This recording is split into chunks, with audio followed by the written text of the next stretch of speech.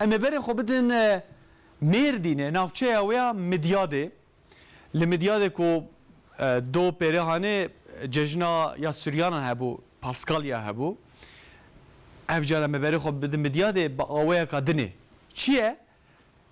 شانوگر یعنی ماموسته وک شانوگران پرورده دکن زاروکان لیستگان لدار دخن لیستگان دنفسی اف 3 ساله کتابان بر هف دکن کو کسی کو تنه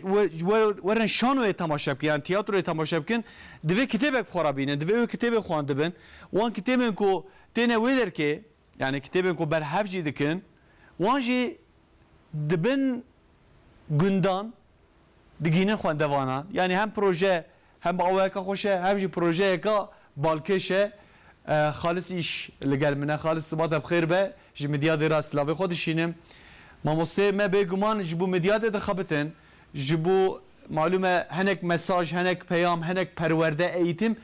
بیش به هنر آزیتر خودگینه گل وک مثلا سینما وک موزیک وک شانو مرب بجه ماموسه ما پروژه چوال دار دخن اف پروژه هرگولی وانچنه گلو کرم که گوتناته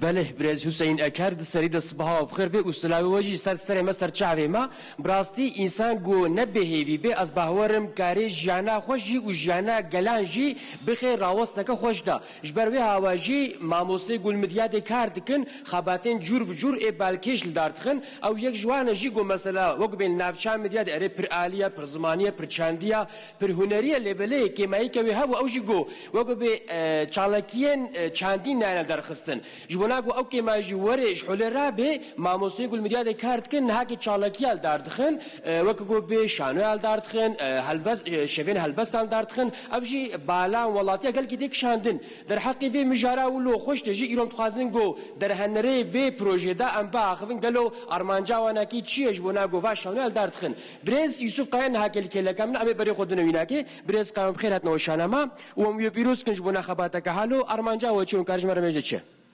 gelek spas seri payva xoda am slafu rezexwa ijtemaşavane TRT Kurdira dişenin وجبرگو اف فرصت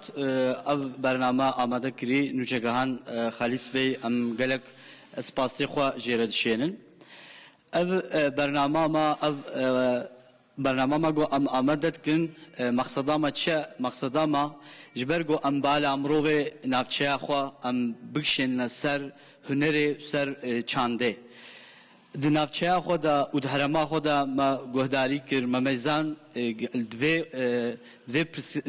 پرسکره که دا گله کی کمایی هیا دی نافچه ما دا ماموسته گود شغلن املاف گهات نهفدو وکده ماموسته املاف گهات نهفدو و ام فکریتن ما گو عجبا ام کارن چی بکن بريز يوسف قيا يعني وكجو تزانين يعني هاكي قال خبات نكرنش طرفه يعني الجنداج عوارض مثلا الجنداج جالك كهل نكرن بله الجنداج في هرمجي نافشيجي نكرن ذاتن برولو ما برنامه خو برنامه خو ما ولو آماده كريا يعني ذكرم حالو بحساب برنامه بكم سري پیشی دا برنامه ما بلتاوي كتابك Peki am çirkin ve kitabı, am va kitaba levdine habdu, am dibin gündema go Portukhane wa kembin am jwara dişenin. Ya peşi jber go mrol balawa am bikşen ser Portuka, avyaka. Ya dua peşit seri bername da am helbest adxwenin jber go histeri bibin. Piştreji stranten xondin geleki keyf xoşt bin yegoten ma gohdaritkin. پشترجی یکو ام دنویسن و ام دلیزن ام و شانوی جی آماده کن و حالو به اوای ام برنامه خو حاضر کن. بله. اف جرا پیشی گویی کمین یعنی ما مستخباتن حالود کن. اف ارمان چی مادر کته حوله یعنی وگو به و تخواست گو چالکی چی بیل نافچه یعنی ارمان جاو چی بو؟ نه گوش بر sadece همه چالکی چی ببه جبر گو ام نافچه خوداد هرما خودا بالا مرۆڤ بکشێنە سەر چاندێ و چەند سەر هونەرێ یعنی ئەم ناخوازن ئەو بەولگامە هەرەمامە سادجە بولۆ وڵایە نەباشوەرێ بیرانین ئەم دخوازن بە چاندا خوا بە هونەرێ خوا ئەم سەنعەتێ خوا ئەم وەرنە بیرانین ئەم ولۆ یعنی ئەرمانجاما هەری پێشی ئەو بوو وەختێک ئەم لەو گەهانە هەبدوو و ئەم چوونە ئیلچەم لێتیمێ ئیلچەم لێتیم دوریێمە عبدالقادر ئاڵتای گەلێکی کەیفخۆش بوو و زاتەن ئەو ژیت سەرێ پێشیدا هەلبەستێت خوێنێ بە هەلبەستا خوا ئەو ژی ئالیکاریە ئەن مەزن ددێمە خالیس پێی برێز قەیا وەکە گوتێ زانین ونگەلێک خوێندەکاری خۆشی ینی وەکو پەروەردەتکن سەر شانوێ گەل و بالا خوێندەکارە چاوەتێکشاندن علاقەکە چاوە مەزن دنەوە دەنادنەوە بەێ ئەv خالیس پێ ساڵا سیایە گۆ ئەم vê بەرنامێ ئامادە دکن یعنی نه ساڵا پێشە هەر ساڵ ژێ ئەم خوێندەکارێ خۆ هەم دە هەلبەستێدا هەم سترانێدا هەم سازێدا ئەم ئامادە دکن خالیس پێ وەکە دیژیت شانۆیە دەژی یەگۆ یعنی هونەرمەند بێ ئەم پێسەرێ پێشی دە مەکتەبێدا ئەمواگۆهداری دکن یەگۆ ولۆ سەر کەتی خوندەکاری مافسەر کەتیژی ئەموات شانۆیەدا بمەرە بمعلمێ خۆرە وەختێک گوت لیزن ئەوژی گەلێکی کەیفخۆش دبن دەبێ ئەرێ ئەمکارن وێناکێ چێ بکن و بێ سایە ئەم بالا ئەوات کشێنە سەر سترانە سەر هەلبەستە سەر شانۆی ئەم سپاس کەش بۆ ناگاهیەوە برێز حوسین ئەکار نهاکێ وێژە سەرۆکەی شانۆگەرە نهاکێ برێز محەممەد سەدق بایرەم ژیل کێلەکە منە ئاسخوازم گۆ ئەوەرێ جەممە گەلو ئیشی وێ شانۆیەکە دیل دارخن گەرە و دەرحەقی وێ دەوێ چی بێژن ئەم خوازن گۆژێ گۆهداری بکن برێز بایرەم و بخێر هاتنەوە شانەما ون سەرۆکەی شانۆگەرانە یعنی لیستکێدا ون کارن دەرحەقی شانۆی خۆ دەبێت چێ هەواڵێ موسوژی گوت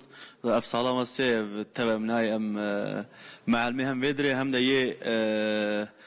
نسێبینێ یێ کەربۆران هەیە نایە تەبەم گەهانە هەفتوو مەگۆش بۆنی گۆ کێمایسیکل الوادرا هەیە ئەم وێنایەم وێن ئەم خۆداگرن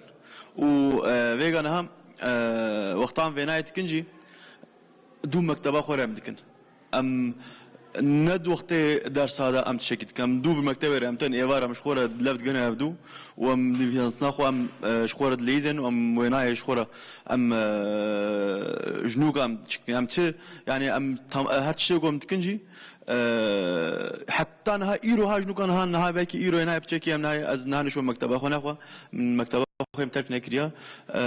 جبوني نايجي جدل في وريش حتى شبه وەکە گوت ناون شانۆی خۆ ونگەلێک پەیامێن جیواکیژی دن ینی سۆسیال یۆنو ینی ونکارن بەحسایە بکن ینی vێناکە چ قەس بالا وڵاتیان تێکشاندن و چ قەس بگەهێ ئەرمانجا خۆ شانۆیەوە بله ام هالوز فكرن ميزان كا تشكي ما سيمانه تش انسان وقتا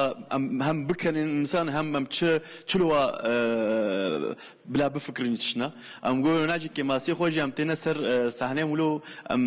هم واد كرين هم بتشكي فكرن بله ام سپاس کن و ام پیروز کن اشتاز بي خود اشتاز بي والله صاحبي تمام بله برز حسین اکر ایرو مهوانه من شانوگرین ماموستا برز یوسف قیا و محمد صدق بایرم بو در حقی خباتی خوین گون هاکل مدیا دل دارت خن آگاهی دانما هاکم گوتنه دن آونده